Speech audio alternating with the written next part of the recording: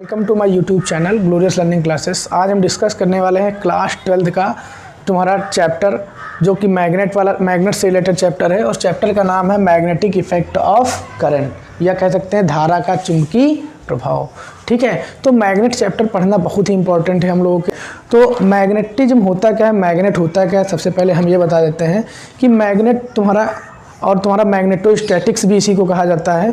ये तुम्हारी जो यूनिट आ रही है फर्स्ट बुक में हम लोग इलेक्ट्रोस्टैटिक्स पढ़ चुके हैं, उसमें हम लोग स्टडी करते थे रेस्ट चार्ज की। ठीक है, जब चार्ज रेस्ट पे होते थे तब उनकी स्टडी करते थे तो उसको कहते थे इलेक्ट्रोस्टैटिक्स। अब मैग्नेटोस्टैटिक्स तुम्हारी यूनिट है, इसमें हम चैप्टर जो पढ़ रहे हैं मैग्नेटिक इफेक्ट ऑफ करंट। इसमें क्या होगा, चार्ज मूव करेंगे। ठीक है, चार्ज क्या करेंगे, मूव करेंगे। तो इसका मतलब moving charge always produce magnetism या मैग्नेटिक फील्ड। ठीक है, तो मैग्नेट में जो तुम्हारा सबसे मोस्ट इम्पॉर्टेंट प्रूफ जो आएगा इस बार पेपर में, हो सकता है हर साल आता हो ये क्वेश्चन। ठीक है, यूपी बोर्ड सीबीएसई बोर्ड सबके लिए ही ये इंपॉर्टेंट टॉपिक जो हमने बताया है। ठीक है, क्योंकि मैग्नेट और मैग्नेट से रिलेटेड बायो सेवर्ड तो आते रहते हैं क्वेश्चन, लेकिन ये मोस्ट इंपॉर्टेंट टॉपिक तुम्हारा है मैग्नेट से। तभी हम सबसे पहले इस टॉपिक को सबसे पहले क्लियर करेंगे बिल्कुल बेसिक से। ठीक है, तो मैग्नेट तो हम लोगों को पता ही है कि मैग्नेट क्या करता है। इस magnet attract small piece of iron cobalt nickel particles. ठीक है, तो ये नहीं कि मैग्नेट होता है केवल आयरन को ही अट्रैक्ट करता है, साथ साथ में कोबाल्ट और निकल के भी सब्सटेंस को अपनी ओर अट्रैक्ट करता है। तो इसी प्रॉपर्टी को कहते हैं हम क्या कि मैग्नेटिक है या मैग्नेटिक फील्ड कह सकते हैं। ठीक है, तो मैग्नेट हमने बता दिया जब अट्रैक्ट करती है कोई चीज़, जैसे सपोज कर लिया कोई सब्सटेंस जो किसको, small piece of particle iron cobalt और निकल को जब अट्रैक्ट करता है, तो इसी प्रॉपर्टी को हम क्या कहते हैं, इसी को मैग्नेट कहते हैं। ठीक है, और मैग्नेटिक फील्ड इसी में प्रोड्यूस होती है N2S। इसके बाद ऑर्स्टेड ने बताया था, ऑर्स्टेड के बाद बायो सेवर्ट आए, बायो सेवर्ट से ही तुम्हारे लगभग ये टॉपिक रिलेटेड है। ठीक है, तो वो चीज़ें हम बाद में पढ़ेंगे। सबसे पहले आज हम जो टॉपिक डिस्कस करने जा रहे हैं उस टॉपिक का नाम है magnetic field due to a long straight current carrying wire. ठीक है, तो मैग्नेटिक फील्ड हमको कहाँ पढ़ना है बेटा, मतलब परिमित लंबाई के ऋजुरेखी धारावाही चालक के कारण जो चुंबकीय क्षेत्र उत्पन्न होता है उसका व्यंजक आज हम प्राप्त करेंगे। ठीक है, तो ये class UP board CBSE board ICSE board सबके लिए मोस्ट इंपॉर्टेंट होने वाली है। ठीक है, तो सबसे पहले हम ब्रीफली इसको समझेंगे डायग्राम से। अगर इसमें डायग्राम हम लोगों को क्लियर हो गया समझ लो ये प्रूफ हो गया, क्योंकि ये प्रूफ हमको ज्योमेट्रिकली प्रूफ करना है। ठीक है, तो ये प्रूफ है तुम्हारा magnetic field due to any current carrying wire, ठीक है, या करंट कैरिंग कंडक्टर। तो सबसे पहले इसमें हमको प्रूफ करके क्या लाना है ये चीज़ हम लोगों को पता होना चाहिए, रिजल्ट हम लोगों को पहले ही पता होना चाहिए। तो B = μ0 I/4 पाई sin φ1 प्लस sin φ2, मतलब ये प्रूफ हमको करके लाना है। ठीक है, मतलब इसमें हमको ये प्रूफ करके पूरा फाइनल लाना है कि μ0 I/4 पाई sin φ1 प्लस sin φ2। इसका फॉर्मूला भी हमको पता होना चाहिए कि हमको प्रूफ करके क्या लाना है बेटा, कि B = μ0 I/4 पाई a और ब्रैकेट में क्या लाना है sin φ1 प्लस sin φ2, मतलब ये प्रूफ करके हमको क्या करना है, लाना है। अब ये प्रूफ लाएंगे कैसे, सबसे पहले हमको पता होना चाहिए इसका डायग्राम। अगर इसका हमको डायग्राम पता है तो हम लोग इसको ज्योमेट्रिकली बहुत ही ईजिली, तो सबसे पहले हम स्ट्रेट वायर लेंगे। सबसे पहला काम तुम्हारा क्या है, एक लॉन्ग स्ट्रेट वायर ले लिया जो फाइनाइट है, finite long straight current carrying wire लिया। सपोज कर लिया XY वायर है तुम्हारा, डायग्राम अच्छे से देखना है बेटा। XY वायर हो गया, इसमें करंट कैरिंग है तो इसका मतलब इसमें करंट क्या हो रही हो, कंटेन कर रही होगी। तो सबसे पहले हमने क्या लिया, एक स्ट्रेट करंट कैरिंग वायर बना लिया जो XY है और इसमें I एम्पेयर की करंट क्या हो रही है, फ्लो हो रही है। ठीक है, अब उसके बाद यहाँ पे हम एक स्मॉल एलिमेंट लेंगे, जैसे हमने बायो सेवर्ट में बताया था वैसे ही इसमें हमने एक करंट एलिमेंट क्या ले लिया, DL क्या है, एक स्मॉल करंट एलिमेंट। अब स्मॉल करंट एलिमेंट DL वाले पॉइंट O से, ठीक है, R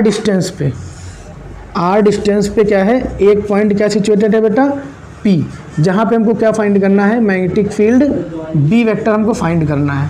तो सबसे पहले देखो करेंगे क्या बेटा, ये R डिस्टेंस पे हमने जो पॉइंट लिया है वहाँ पे B वेक्टर हमको फाइंड करना था। तो B से हम क्या करेंगे, एक स्ट्रेट करंट कैरिंग पर एक क्या कर देंगे, परपेंडिकुलर डाल देंगे। ये हमने इस पर एक परपेंडिकुलर बना दिया। ठीक, मतलब ये क्या है, एक परपेंडिकुलर। ठीक, सपोज के लिए इसका नाम रख दिया हमने बेटा PQ। ठीक, अब सपोज के ये डिस्टेंस तो R लिया था, अब ये जो P से Q पे परपेंडिकुलर डाला है, इसकी डिस्टेंस ले लेंगे हम क्या बेटा, स्मॉल a। अब यहाँ से स्मॉल एलिमेंट जो लिया था वहाँ से इस Q की डिस्टेंस जो होगी वो सपोज कर लिया क्या है, L है। ठीक है, तो सबसे पहले हम लोगों को पता चल गया कि सबसे पहले हमने क्या लिया है, जब भी प्रूफ करेंगे magnetic field due to a long straight current carrying conductor. ठीक है, तो सबसे पहले हमने एक XY फाइनाइट वायर ले लिया, XY जिसमें I एम्पियर की करंट फ्लो हो रही है, तो इसी को कहते हैं straight current carrying finite wire. अब इसमें एक स्मॉल एलिमेंट लेंगे, करंट स्मॉल एलिमेंट, स्मॉल मतलब करंट एलिमेंट, क्योंकि जो तुम्हारा वायर होता है ये इसी स्मॉल करंट एलिमेंट से मिल करके ही बना होता है, छोटे छोटे स्मॉल करंट एलिमेंट से। तो ये स्मॉल करंट एलिमेंट हमने लिया, जिसका नाम क्या रख दिया हमने, DL। अब इस पॉइंट O से R डिस्टेंस पे क्या है, एक पॉइंट P है, जहाँ पर हमको क्या फाइंड करना है, मैग्नेटिक फील्ड B। ठीक, तो यहाँ पे देखो क्या होगा बेटा, ये डिस्टेंस हमने जो P से परपेंडिकुलर डाली है, ठीक है, यहाँ से ये डिस्टेंस हमने P से वायर XY पे एक परपेंडिकुलर PQ डाल दिया, जिसकी डिस्टेंस हमने A मेजर कर ली। उसके बाद इसी करंट एलिमेंट से इस पॉइंट Q की डिस्टेंस जो है वो L है। अब देखो बेटा क्या करेंगे, जो तुम्हारे वायर लिया था XY, तो X को P से हम क्या कर देंगे, ज्वाइन कर देंगे, और Y को भी P से ज्वाइन कर देंगे। अब यहाँ पे पता हमने परपेंडिकुलर डाला है, तो इसका मतलब ये एंगल जो होगा वो 90 डिग्री होगा, और जो ये वाला एंगल होगा ये थीटा होगा, जैसे कि बायो सेवर्ट में बताया था कि वायर और डिस्टेंस के बीच का एंगल थीटा रहता है। अब बचा ये रिमेनिंग एंगल, तो इस एंगल को हम कंसीडर कर लेते हैं फाई। अब देखो यहाँ पे बेटा, जो हमने P को X से मिलाया था, P को Y से हमने ज्वाइन किया था, अब यहाँ से PQ के रेस्पेक्ट में ही नीचे वाले एंगल को हम φ1 लेट कर लेंगे, और ऊपर वाले एंगल को हम क्या लेट कर लेंगे, φ2। तो ये तुम्हारा डायग्राम कंप्लीट हो गया। अब इसी डायग्राम के रेस्पेक्ट में ही हम प्रूफ करेंगे B equal to μ0/4πa sin φ1 plus sin φ2। तो ठीक है, तो अगर लैंग्वेज लिखने को आएगी भी तो हम सबसे पहले क्या लिखेंगे, let XY is a finite current carrying wire in which I ampere current is flow. ठीक है, and a small element DL which are placed on the wire XY from R distance a point P where we find magnetic field B, and PQ is perpendicular XY, ठीक है, and distance is PQ is A, and current element and Q distance OQ distance L let कर लिया हमने। तो ये तुम्हारा पता है 90 डिग्री है, तो ये फाई और ये थीटा, उसके बाद ये इसके रेस्पेक्ट में ये φ1 हो गया, ये φ2 हो गया। तो ये डायग्राम आई होप तुम लोगों को समझ में आ गया होगा। अब हम डायरेक्ट इसकी देखेंगे बेटा प्रूफ। ठीक है, तो प्रूफ जब भी हम करेंगे तो सबसे पहली बात तो हम इसमें क्या यूज करेंगे, बायो सेवर्ट लॉ। तो ठीक है, तो लिख देंगे Biot Savart law at point P, by Biot Savart law at point P। ठीक है, तो सबसे पहला फॉर्मूला बेटा हमको पता है क्या होता है, बायो सेवर्ट का फॉर्मूला पता होना चाहिए, B equal to μ0/4π IDL sin theta upon R²। It is the formula of Biot Savart law. सबसे पहले हमने ये फॉर्मूला यूज करेंगे, उसके बाद हम पॉइंट P पे फाइंड कर रहे हैं। इसके बाद बेटा हमको पता है कि PQO ये एक राइट एंगल ट्राइंगल है, मतलब समकोण त्रिभुज है। Triangle PQO is a right angle triangle. इसी के रेस्पेक्ट में सारी चीज़ें निकालेंगे हम, राइट एंगल ट्राइंगल। अगर राइट एंगल ट्राइंगल है, ठीक है, तो बेटा पता है हमको एक प्रॉपर्टी ट्राइंगल की पता है, ज्योमेट्रिकली जो प्रूफ करने जा रहे हैं हम। तो राइट एंगल की एक प्रॉपर्टी होती है कि सम ऑफ ऑल एंगल्स इज 180। तो यहाँ पे अगर सम ऑफ ऑल एंगल इज 180 लगाएं तो हमको पता है सारे एंगल का सम क्या होगा, 180, तो 90 plus theta plus phi equal to 180। क्योंकि हम ये वाला ट्राइंगल कंसीडर कर रहे हैं, तो इस ट्राइंगल में जितने भी एंगल होंगे सबका सम 180 होगा, तो 90 प्लस फाई प्लस थीटा, तो ये हमने लिख दिया। तो यहाँ पे बेटा आप देखो क्या होगा, theta plus phi equal to 180 minus 90, या क्या बचेगा बेटा 90। तो यहाँ से अगर हम थीटा निकाल लें बेटा, तो थीटा इक्वल टू क्या हो जाएगा, 90 माइनस फाई। अब देखो जो भी तुम्हारे बायो सेवर्ट में वैल्यू आई है, सबसे पहले हम साइन थीटा की वैल्यू निकालेंगे, फिर DL की, फिर R की, ये सारी वैल्यू निकाल के पुट कर देंगे, इंटीग्रेशन करा देंगे, बस आंसर आ जाएगा। यही प्रोसेस से हमको चलना है इसमें। तो theta equal to 90 minus phi हमने सबसे पहले यहाँ से क्या किया, फाइंड कर लिया। अब यहाँ पे अगर हम इसको ऐसे नोट कर दें, sine theta equal to sine 90 minus phi, ठीक है, क्योंकि कभी कभी हमको पता है कि हम लोग क्या करते हैं बेटा कि अगर मान लो ऐसे दिया होता है sine theta equal to sine 30, तो सीधे सीधे हम उसको लिख देते थे थीटा इक्वल टू 30 डिग्री। तो अगर थीटा इक्वल टू 30 है तो हम इसको ऐसे भी तो साइन टेकन कर सकते हैं ना, तो समझ लो इसमें हम क्या किया, टेकिंग साइन बोथ साइड। ठीक, तो यहाँ पे अब देखो क्या होगा बेटा, साइन थीटा, और एक फॉर्मूला तुम लोगों को पता होगा sine 90 minus theta cos theta होता है, तो इसमें भी अगर हम अप्लाई करें तो साइन 90 माइनस फाइव क्या हो जाएगा बेटा, कॉस फाइव। तो हमको एक वैल्यू पता चल गई जो हमको इसमें पुट करना है साइन थीटा की। इसी टाइप से डीएल निकालना है। अब डीएल कैसे निकलेगा बेटा, तो हमको पता है डीएल निकालने के लिए हमको पता है ये राइट एंगल ट्राइंगल में एक टाइप की परपेंडिकुलर है, फाई के रेस्पेक्ट में ये एक परपेंडिकुलर है। तो अगर परपेंडिकुलर है तो हम इसी राइट एंगल ट्राइंगल में ही tan फाई का फॉर्मूला अगर लगा दे तो बेस अपॉन क्या हो जाएगा तुम्हारा, परपेंडिकुलर अपॉन बेस हो जाएगा। अब हम इसी राइट एंगल ट्राइंगल के रेस्पेक्ट में ही बेटा यहाँ पे निकालेंगे हम। इसके बाद देखो बेटा क्या करेंगे हम इसी में कि इसी ट्राइंगल में जो राइट एंगल ट्राइंगल से ही सब निकालना है। तो अगर हम tan फाई बेटा अगर निकाल लें तो tan फाई का फॉर्मूला परपेंडिकुलर अपॉन क्या होता है बेटा, बेस होता है। तो परपेंडिकुलर हो गई L और बेस तुम्हारी देखो ये हो जाएगी, अगर ये फाई है, फाई के सामने की परपेंडिकुलर तो ये बेस, तो L अपॉन A। तो यहाँ से बेटा क्या आ जाएगा, L इक्वल टू अगर निकाल लें तो A tan फाई आ जाएगा। ठीक है, अब इसका सब हमको निकालना है लेकिन DL, अगर DL लाना है तो इसका मतलब हमको इसमें क्या करना पड़ेगा, इसका डिफ्रेंशिएशन। तो इसका अगर हम डिफ्रेंशिएशन कर दें, differentiation with respect to phi, तो हमको पता चल जाएगा A तो कांस्टेंट है। और ये फॉर्मूले ध्यान रखना बेटा जो हम बताने जा रहे हैं, ये तुम्हारे समझ लो डिफ्रेंशिएशन का है, डी अपॉन डी एक्स, ठीक है, tan x, ये फॉर्मूला होता है सेक स्क्वायर x। ठीक है, ये फॉर्मूले याद रखने हैं जो हम इसमें यूज कर रहे हैं। ठीक, तो d upon d x tan phi इसी टाइप से क्या हो जाएगा बेटा, सेक स्क्वायर फाई, और यहाँ पे डी एल हो जाएगा अपॉन डी फाई, क्योंकि हम फाई के रेस्पेक्ट में कर रहे हैं तो एल का d L by d phi हो जाएगा। तो यहाँ से अगर हम डी एल निकालें बेटा तो आ जाएगा ए सेक स्क्वायर फाई और डी फाई। तो आई होप यहाँ पे हमको डी एल की वैल्यू पता चल गई। अब हमको केवल आर की निकालना है, चूँकि म्यू नॉट 4 पाई आई ये तो कॉन्स्टेंट हो गया, तो हमको साइन पता चल गया, डी एल पता चल गया। अब हमको निकालना है डिस्टेंस आर। तो आर अगर हमको निकालना है तो एक टाइप से हमको हाइपोटेनस निकालना है। तो अगर हाइपोटेनस निकालना है तो हम फॉर्मूला कॉस वाला लगाएंगे। ठीक है, साइन वाला क्यों नहीं लगाया, क्योंकि साइन तो पहले से ही हमको पता है। ठीक है, तो हम यहाँ पे बेटा क्या करेंगे, अब इसी में ही हमको क्या करना पड़ेगा, साइन का देखो फॉर्मूला बेटा लगा देंगे। साइन तो हमने निकाल ही लिया है, अब इसी राइट एंगल ट्राइंगल में कॉस फाई अगर फॉर्मूला लगा दें, जैसे tan फाई का इसमें हमने लगा दिया था।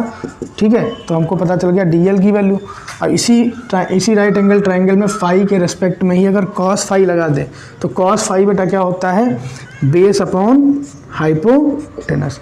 तुम लोगों ने ये फॉर्मूला पता होगा बेटा, लाल बटे कक्का, हिंदी वालों को पता होगा, ये फॉर्मूला पढ़ा होगा लाल बटे कक्का। ठीक है, तो ऊपर वाला साइन होता है, ये कॉस होता है और ये टैन, नीचे वाले साइन का कॉसेक, ये सेक और ये कॉट। और जो इंग्लिश वाले हैं वो पंडित बद्री प्रसाद से याद रखें, पंडित बद्री प्रसाद हर हर बोले। तो ऊपर ये साइन, ये कॉस, ये टैन, नीचे उसी टाइप से। तो यहाँ पे कॉस निकालेंगे तो बेस अपॉन हाइपोटेनस या आधार बटे थर्ड। ठीक है, तो यहाँ पे बेस अपॉन हाइपोटेनस, तो बेस बेटा देखो यहाँ पे क्या है, इसके रिस्पेक्ट में हमको पता है ये तो परपेंडिकुलर है, बेस हो जाएगी ए और हाइपोटेनस देखो ये है आर। तो यहाँ पे बेस हो गया ए, हाइपोटेनस आर। तो यहाँ से हमको पता चल गया cos phi equal to a by r आ गया। तो यहाँ से अगर हमको आर निकालना है तो आर इस तरफ ले जाए तो ए अपॉन कॉस फाई हो जाएगा। ठीक है, तो आर इक्वल टू इसी को लिख सकते हैं ए सेक फाई, क्योंकि बेटा तुम लोगों ने एक फॉर्मूला पढ़ा होगा, ठीक है, कि cos theta equal to 1 by sec theta, या फिर पढ़ा होगा, ठीक है, sec theta equal to 1 upon cos theta. तो 1 अपॉन कॉस सेक का जो कि उल्टा होता है, तो 1 अपॉन कॉस को हम सेक फाई लिख सकते हैं। तो अब देखो यहाँ पे हमको बेटा तीनों वैल्यू पता चल गई। अब यही तीनों ले जा करके हमको कहाँ पुट करना है बेटा, बायो-सेवर्ट लॉ में। ठीक है, अब यही तीनों वैल्यू हम क्या करेंगे, इसको सपोज कर लिया इक्वेशन नंबर फर्स्ट, तो इन इक्वेशन फर्स्ट। ठीक है, अब यहाँ से बेटा देखना इन इक्वेशन फर्स्ट, इसी इक्वेशन फर्स्ट में ही हम वैल्यू पुट कर देंगे, चूँकि ये dv होता था बेटा। ठीक है, चूँकि स्मॉल एलिमेंट के लिए करंट तुम्हारा भी dv होगा, तो dv इक्वल टू यहाँ पे हो जाएगा mu naught upon 4 pi I d L sine theta by r square था। यहाँ पे अगर हम वैल्यू पुट कर दे बेटा तो म्यू नॉट अपॉन 4 पाई आई तो तुम्हारा ऐसे ही रहेगा, डी एल की जगह बेटा क्या रख देंगे हम, a sec square phi d phi, a sec square phi d phi, और यहाँ पे बेटा देखना, ठीक है, यहाँ पे साइन थीटा की जगह क्या पुट कर देंगे, कॉस फाई, चूँकि हमने प्रूफ किया था ये। और आर स्क्वायर की जगह पे हम पुट कर देंगे, क्योंकि आर की वैल्यू ए सेक फाई है, तो आर स्क्वायर की हो जाएगी, स्क्वायर करके ए स्क्वायर सेक स्क्वायर फाई। तो बेटा देखो यहाँ से सेक स्क्वायर फाई कैंसिल हो जाएगा, ए से ये पावर कैंसिल हो जाएगी, तो डी बी वेक्टर जो तुम्हारा आएगा बेटा, ठीक है, वो कितना आ जाएगा, mu naught upon 4 pi I upon ए, ये कांस्टेंट हो गया, कॉस फाई। अब हम क्या करेंगे, हमको लाना है B vector equal to mu naught I upon 4 pi a sine phi 1 plus sine phi 2। तो देखो इसमें हम बेटा करेंगे क्या, इंटीग्रेशन अगर बोथ साइड कर दे तो डी बी का इंटीग्रेशन बी होता है। तो एक फॉर्मूला बेटा इंटीग्रेशन में भी तुम लोग नोट कर लेना कि इंटीग्रेशन डी एक्स का फॉर्मूला जो होता है वो एक्स होता है। तो इसी टाइप से अगर इंटीग्रेशन कर दे तो डी बी का बी आ जाएगा। तो इंटीग्रेशन बोथ साइड अगर कर दें हम, तो इंटीग्रेशन कर दिया अगर हमने, तो डी बी का हो जाएगा B vector mu naught upon 4 pi, और यहाँ पे बेटा लिमिट हमको -φ1 से +φ2 लेनी पड़ेगी, क्योंकि नीचे वाली लिमिट देखो बेटा φ1 है, ऊपर वाली लिमिट φ2 है, तो लोअर वाली लिमिट माइनस हो जाएगी, अपर वाली प्लस हो जाएगी फाई के रेस्पेक्ट में। तो ये -φ1 ले लेंगे, ये +φ2 ले लेंगे। तो यहाँ पे देखो एक फॉर्मूला बेटा यहाँ पे फिर से नोट करेंगे, इंटीग्रेशन cos x का होता है sin x। ये फॉर्मूले जो नोट कर रहे हैं ये इसी में यूज हो रहे हैं। तो यहाँ पे बेटा यूज करेंगे जब, तो i upon a into cos phi का हो जाएगा साइन फाई, क्या हो जाएगा, साइन फाई। लिमिट रख दें -φ1 से +φ2। तो यहाँ पे देखो बेटा क्या हो जाएगा, B vector equal to mu naught upon 4 pi I upon a. अब यहाँ पे लिमिट अगर पुट करेंगे तो लिमिट पुट करने का तरीका है कि पहले हम अपर लिमिट पुट करेंगे, उसके बाद माइनस लोअर लिमिट। तो यहाँ पे बेटा देखो क्या होगा, साइन फाई 1 माइनस और माइनस साइन फाई 2, तो माइनस माइनस से प्लस साइन फाई 2 हो जाएगा, ठीक है। क्यों, क्योंकि अपर लिमिट कैसे पुट करेंगे, फाई की जगह फाई 2 पुट करना है, लोअर लिमिट फाई की जगह -φ1 पुट करना है। तो अपर लिमिट मान लो हमने पुट किया फाई 2 पहले पुट कर दिया, तो फाई 2 और माइनस माइनस +φ1, तो तुम्हारा जो प्रूफ करके लाना था वो चीज़ यहाँ पे प्रूफ हो गई, ठीक है।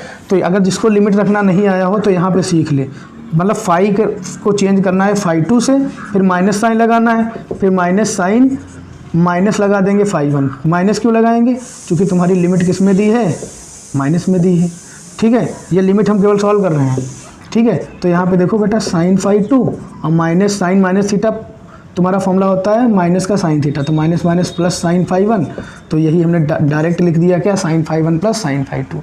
तो यही तुम्हारा क्या होता है, magnetic field due to a long straight current carrying wire के लिए फॉर्मूला तुम्हारा ये प्रूफ होके आता है, B vector equal to mu naught upon 4 pi I upon a sine phi 1 plus sine phi 2, ठीक है। तो आई होप तुम लोगों को बहुत ही ब्रीफली हमने सारी चीज़ें बहुत ही ईजिली तुम लोगों को बता दी है कि सारी चीज़ें क्या करना है। तो सबसे पहले देखो हमने मेन चीज़, हमको एक बार रिवाइज कर लेते हैं। देखो क्या किया हमने, सबसे पहले बायो सेवर्ट लॉ लगाया। सबसे पहले हमने क्या किया, बायो सेवर्ट लॉ लगाया। ये पता होना चाहिए क्योंकि बायो सेवर्ट लॉ लगभग प्रूफ में तुम्हारी होगा, ठीक है। तो बायो सेवर्ट तुम्हारा d B equal to mu naught upon 4 pi I d L sine phi upon r square, ये होता है। तो हमको बायो सेवर्ट में ही जो वैल्यू आई है d L sine theta r square, तो सबसे पहले डायग्राम तो हमने बना ही लिया था कि एक्स वाई वायर है एक तुम्हारा करंट कैरिंग वायर, ठीक है। इसमें स्मॉल करंट एलिमेंट से आर डिस्टेंस पे पॉइंट पी था, जहाँ पे हमको क्या फाइंड करना था, मैग्नेटिक फील्ड बी।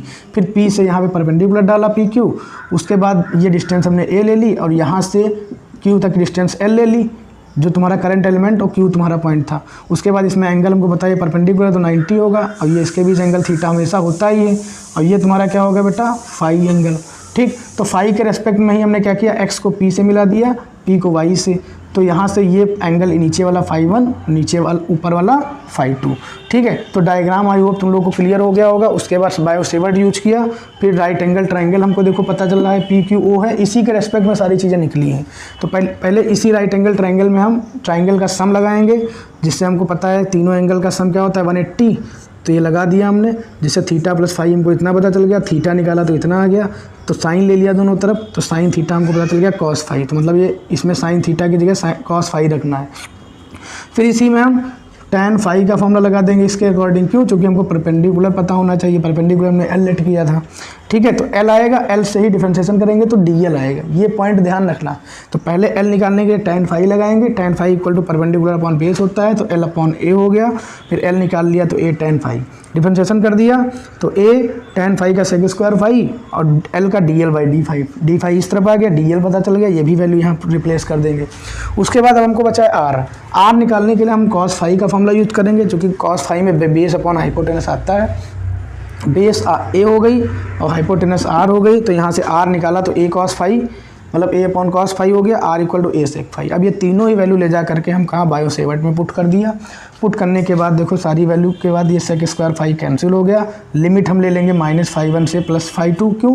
क्योंकि हम पूरे वायर के लिए निकाल रहे हैं, क्योंकि स्मॉल एलिमेंट के लिए था तब तो तुम्हारा इतना था, डीबी के लिए तो इतना था, लेकिन अगर पूरे एलिमेंट के लिए निकालेंगे तो हमको एक्स और वाई से जो एंगल आए थे φ1 और φ2 इसी के रेस्पेक्ट में इसकी लिमिट लेनी पड़ेगी, क्योंकि पूरे अभी स्मॉल एलिमेंट के लिए डीएल के निकाले तो फाई था, लेकिन अगर यही स्मॉल एलिमेंट डीएल मिल करके करंट एलिमेंट जो डीएल था मिल करके पूरा wire x y finite wire पे अगर हमको फाइंड करना है तो इसकी लिमिट हमको -φ1 से +φ2 लेनी पड़ेगी। तो -φ1 से +φ2 ले लिया, हमको पता है सेक स्क्वायर फाई कैंसिल हो गया था, तो कॉस फाई और डी फाई ये बचेगा, और ये फॉर्मूला होता है तुम्हारा कॉस एक्स डी एक्स क्या होता है साइन एक्स, तो cos phi d phi sine phi हो गया। लिमिट लगा दिया, लिमिट रखने का तरीका है पहले upper limit minus lower limit, ये हमने बता दिया, और ये तुम्हारा प्रूफ आ गया B vector equal to μ0/4 I upon a sine φ1 plus sine φ2। तो आई होप तुम लोगों को मैग्नेटिक फील्ड जो स्टेट करंट कैरिंग वायर के लिए हमने आज बताया वो बहुत ही ईजिली तुम लोगों को समझ में आ गई होगी। ठीक है, नेक्स्ट वीडियो में हम जल्दी ही मिलेंगे अगले मोस्ट इंपॉर्टेंट टॉपिक के साथ। आज के लिए इतना ही, नमस्कार, जय हिंद।